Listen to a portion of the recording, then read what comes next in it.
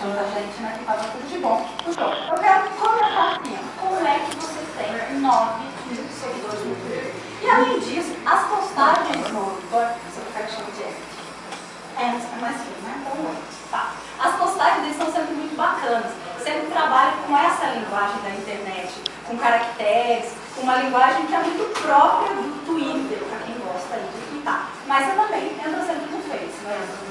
Você tem o Orkut aí. Você não usa Orkut? É mesmo, usa. Olha que é difícil a gente ver o Orkut. Aliás, está rolando aí uma conversa na internet hoje que algumas pessoas aí, inclusive o fundador do Facebook, eu não sei se é verdade ou não, dizendo que o Brasil invadiu o Facebook, está fazendo dele um novo Twitter. Não é isso?